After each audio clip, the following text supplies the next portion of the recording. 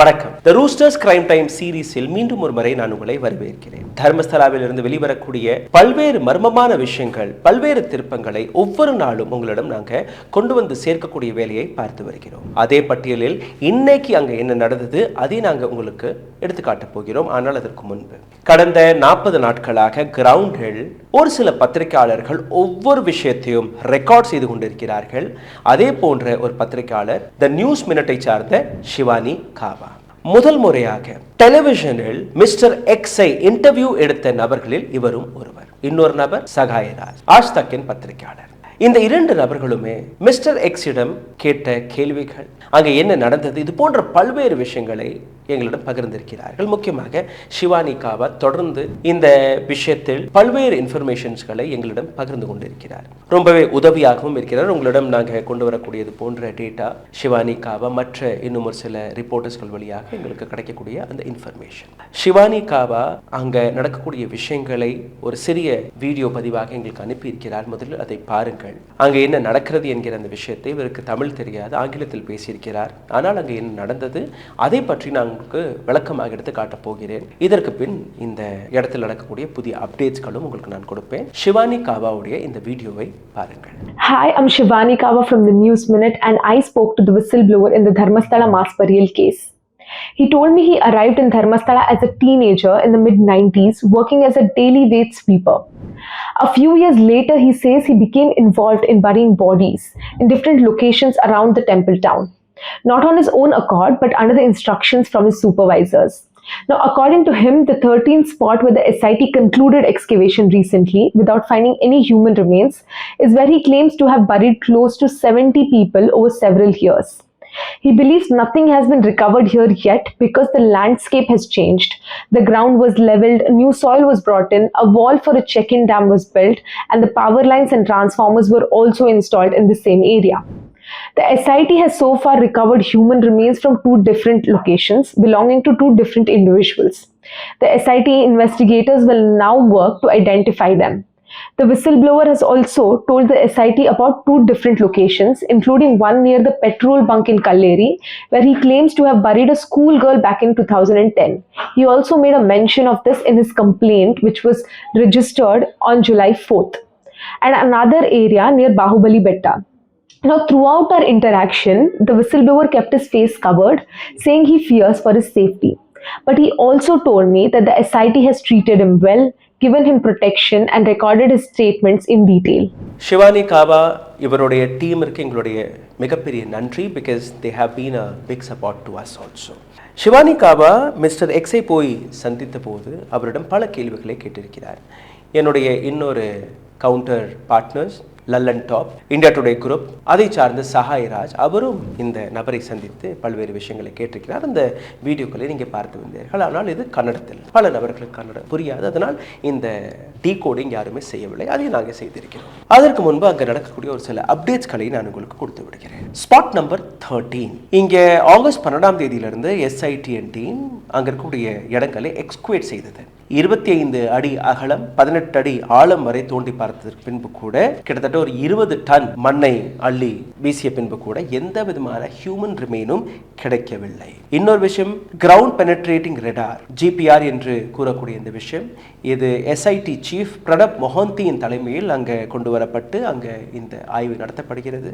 ஒரு டிரான்ஸ்பரண்டான ஒரு லீகல் கவுன்சிலும் அங்கே கொண்டு வரப்பட்டது. இது அங்கே நடக்கக்கூடிய விஷயங்களை ஒவ்வொரு விஷயத்தையுமே அப்டேட் செய்வதற்காக. 16ஆம் தேதி, அதாவது இன்னைக்கு அசம்பிளி அப்டேட் என்ன நடந்திருக்குன்னா, டிஸ்ட்ரிக்ட் இன்சார்ஜ் மினிஸ்டர் தினேஷ் குண்டு அவர் ஒரு விஷயத்தை அனௌன்ஸ் செய்திருக்கிறார்.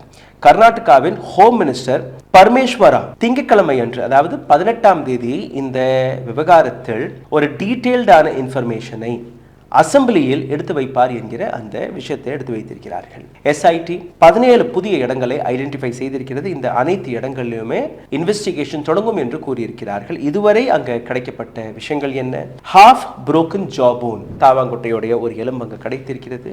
இதை தாண்டி சைட் நம்பர் 6 25 எலும்புகள் கிடைத்ததாக ஒரு தகவல். மல்டிபிள் skeleton remains எலும்பு கூடுக்கான அந்த அவசேஷங்கள் சைட் நம்பர் 6 மற்றும் சைட் நம்பர் 11A கிடைத்ததாக கூறியிருக்கிறார்கள். இதுவரை எடுக்கப்பட்ட எலும்புகளுடைய எண்ணிக்கை கிட்டத்தட்ட 175. இந்த 2 இடங்களை தாண்டி சைட் நம்பர் 1 to 5, 7 to 10, அதுக்கப்புறம் 12, 13, 14 and 15 இங்கே எதுவுமே கிடைக்கவில்லை என்கிற ஒரு விஷயம். ஆனால் இந்த இடத்துல ஒரு பிளவுஸ் பீஸோடைய துணி கிடைத்திருக்கிறது, ஒரு மரத்தில் கட்டப்பட்ட ஒரு புடவை கிடைத்திருக்கிறது, ஒரு கர்ச்சீஃப், ஒரு டெபிட் கார்டு மற்றும் ஒரு சில சின்ன சின்ன பொருட்கள் கிடைத்ததாக கூறியுள்ளார்கள். இந்த அனைத்து பொருட்களையுமே ஃபாரன்சிக் லெபார்டரிக்கு அனுப்பி அங்கே இதற்கான இன்வெஸ்டிகேஷன் நடக்கிறது. சோஷியல் மீடியாவை மானிட்டர் செய்வதற்காக ஒரு கமிட்டியும் போடப்பட்டது. Karnataka government is monitoring social media post related to this case. அங்க வார்னிங்கும் கொடுக்கப்பட்டது. அதாவது மிஸ் இன்ஃபர்மேஷன், மஞ்சுநாத் சுவாமி டெம்பிளை பற்றியோ அல்ல மற்ற விஷயங்களை பற்றியோ யார் எந்த விதமான தவறான செய்திகளை பரப்பினாலும் அவர்கள் மீது வழக்குகள் போடப்படும். ஆகஸ்ட் 7ஆம் தேதி அங்க எஃப்ஐஆரும் போடப்பட்டது. அங்க வரக்கூடிய யூடியூபர்ஸ் அல்ல மற்ற பத்திரிகையாளர்கள் மீது நடந்த அந்த தாக்குதல், இதை தாண்டி ஐவிட்னஸஸ்கள் அவர்களுக்கும் உயிருக்கு பாதுகாப்பு கொடுப்பதாக இந்த விஷயத்தை எடுத்து வைத்திருக்கிறார்கள். NHRC உடைய இன்வால்வ்மெண்ட்டும் வந்துவிட்டது. National human right commission NHRC ஒரு டீட்டெயிலான இன்வெஸ்டிகேஷனுக்காக அங்கே வந்திருக்கிறார்கள். தர்மஸ்தலாவை சுற்றி இருக்கக்கூடிய பல்வேறு நபர்களை அவர்கள் சந்தித்திருக்கிறார்கள். முன்னாள் போலீஸ் அதிகாரிகளாக இருக்கட்டும் அல்ல அங்க இருக்கக்கூடிய மற்ற சானிடேஷன் ஒர்க்கர்ஸ்களாக இருக்கட்டும், இதை தாண்டி கிராம மக்கள் அவர்களையும் சந்தித்து அதற்கான இன்வெஸ்டிகேஷன் அவர்கள் நடத்தியிருக்கிறார்கள். மீடியாவுடைய கேக் ஆர்டர் இது ஆகஸ்ட் 12ஆம் தேதி சுப்ரீம் கோர்ட் வழியாக ரத்து செய்யப்பட்டது. அதாவது இந்த இடத்தில் நீங்க ரிப்போர்ட்டிங் செய்யலாம், இந்த ரிப்போர்ட்டிங்கை யாருமே தடுத்து நிறுத்தக்கூடாது என்கிற அந்த உத்தரவு சுப்ரீம் கோர்ட் வழியாக. Whistleblower முதல் முறையாக டிவி ஸ்கிரீனுக்கு முன் வந்து ஷிவானி காவா சகாய்ராஜ் இவரிடம் என்னெல்லாம் விஷயங்களை கூறியுள்ளார் அதை நீங்க ஒவ்வொன்றாக பார்க்க போறீர்கள். ஒரு 8-9 புள்ளிகளை நாங்கள் எடுத்து வைத்திருக்கிறோம். ஷிவானி காவாவை நீங்க இதற்கு முன்பும் கேட்டீர்கள். மிஸ்டர் எக்ஸ் என்று அழைக்கப்படக்கூடிய இந்த நபர் உடைத்த முதல் விஷயம், government officials were not present during the burial. கண்டெடுக்கப்பட்ட ஒரு அன்ஐடென்டிஃபைட் பாடியாக இருந்தால் போலீசார்கள் அவர்கள் அந்த இடத்திற்கு வந்து ஒரு கம்ப்ளைண்ட் ரெஜிஸ்டர் பண்ணி அந்த சவத்தை போஸ்ட்மார்ட்டத்துக்கு அனுப்புவார்கள். போஸ்ட்மார்ட்டத்திற்கு அனுப்பியது மட்டுமல்லாமல் அங்கே இருக்கக்கூடிய local news paper, local radio, television இந்த மாதிரியான இடங்கள்ல போலீஸ் ஸ்டேஷன் உட்பட அட்வர்டைஸ்மெண்ட் கொடுக்கணும். இந்த மாதிரி இந்த நபருடைய சவத்தை நாங்கள் கண்டெடுத்திருக்கிறோம், இந்த சவத்தை பற்றி உங்களிடம் எந்த விதமான இன்ஃபர்மேஷன் இருந்தாலும் நீங்க அடுத்த இத்தனை நாட்களுக்குள்ள போலீஸ் ஸ்டேஷன்ல வந்து அதை பற்றின தகவலை கொடுக்கலாம். அப்படி அதையும் மீறி யாருமே அந்த பாடியை கிளைம் செய்யாத பட்சத்தில் போலீஸ் அதிகாரிகள் அந்த இடத்திற்கு வந்து பரியல் செய்யும் போது போலீஸ் அதிகாரிகள் மட்டுமல்ல அங்க இருக்கக்கூடிய டிஸ்ட்ரிக்ட் கலெக்டர், அங்க இருக்கக்கூடிய அதிகாரிகள் அவர்களும் வந்து இத்தனை மணிக்கு இந்த இடத்தில் நாங்கள் அதை பரி செய்திருக்கிறோம் என்கிற அந்த விளக்கத்தை அவர்கள் கொடுக்க வேண்டும். போஸ்ட்மார்ட்டம் ரிப்போர்ட், அந்த கண்டெடுக்கப்பட்ட போட்டோ, வீடியோ எல்லா ஆதாரங்களையுமே அவர்கள் ரெக்கார்ட் புக்கில் ஏற்றியதற்கு பின்புதான் இதெல்லாம் நடக்கும். ஆனால் இந்த இடத்துல மிஸ்டர் எக்ஸ் கொடுத்த பதில் என்னன்னா, எந்த கவர்மெண்ட் ஆஃபிஷியலும் எந்த போலீஸ் அதிகாரியும் கவர்மெண்ட் ஆஃபிஷியலும் யாருமே நான் அந்த புதைக்கும் போது அங்க வரவில்லை. அடுத்த கேள்வி கேட்கப்பட்டது, நீ மட்டும்தான் இந்த வேலையை பார்த்தீர்களா இல்லை இந்த மாதிரி மற்ற நபர்களும் இருந்தார்களா? இந்த சவம் உங்கள் கையில் எப்படி வந்தது? அதற்கு அந்த நபர் கொடுத்த பதில், நான் மட்டும் இல்லை சார், என்னை போன்ற இன்னொரு 5-6 சானிட்டரி ஒர்க்கர்ஸ் இங்கே இருக்கிறார்கள். அவர்கள் வாயை திறக்கலை, ஆனால் நான் மட்டும் இல்லை, இன்னொரு 5-6 பேர் இந்த வேலையை பார்த்தார்கள். டெம்பிள் அத்தாரிட்டி இந்த சவங்களை ஒப்படைத்து அவர்களோட இன்ஸ்ட்ரக்ஷன் படி தான் நாங்கள் இந்த சவங்களை புதைத்தோம். டெம்பிள் அத்தாரிட்டி வழியாக இவருக்கு இன்ஸ்ட்ரக்ஷன் கிடைத்தது. இதை தாண்டி நீங்கள் பார்த்தீர்கள்னா, bodies were not buried in a graveyard but in the forest. இது அடுத்த எக்ஸ்போஷர். சாதாரணமாக ஒரு சவத்தை நீங்கள் எங்கே புதைப்பீர்கள், எங்கே அடக்கம் செய்வீர்கள்னா அங்கே இருக்கக்கூடிய பரியல் கிரவுண்ட் அல்ல அங்கே இருக்கக்கூடிய புதிய குழி, சுடுகாடு. அது ஒரு ஒஃபிஷியலாக அரசாங்கம் மார்க் செய்து வைக்கக்கூடிய ஒரு இடம். இங்கே தான் நீங்கள் சவங்களை புதைக்கணும், அடக்கணும், எரிக்கணும். ஆனால் இது போன்ற இடங்களில் நாங்கள் சவத்தை அடக்கவில்லை. As per the instruction of the authority, Dharmasthala authority. இங்கெல்லாம் புதைக்கக்கூடாது. எங்கே புதைத்தீங்க? அக்கம் பக்கத்தில் இருக்கக்கூடிய காட்டுப்பகுதி, ரோட்டோரம், ஹைவே. இப்போல்லாம் பார்த்தீங்கன்னா எங்கெல்லாம் நாங்கள் தோண்டணுமோ அதுக்கு மேலே ரோடெல்லாம் வந்துருச்சு, அவ்வளோ டெவலப்மெண்ட் நடந்துருச்சு. ஸோ இங்கெல்லாம் நாங்கள் புதைச்சிருக்கோம். இவர் கொடுத்த இன்னொரு பதில், நீங்கள் அந்த பாடி யாருடைய பாடி அதிகமாக உங்களுக்கு கிடைச்சதுன்னு நீங்கள் பார்த்தீங்கன்னா அதிகமாக எங்களுக்கு வந்து பெண்களுடைய சவங்கள் தான் கிடைத்தது. அந்த நபர் கூறிய விஷயம், நான் என் கைப்பட கிட்டத்தட்ட ஒரு 70க்கும் மேற்பட்ட சவங்களை நேற்றாவதி ரிவர் ஓரம் இருக்கக்கூடிய மற்ற இடங்களில் நான் புதைத்தேன் என்கிற அந்த விஷயத்தை அவர் எடுத்து வைத்திருக்கிறார்.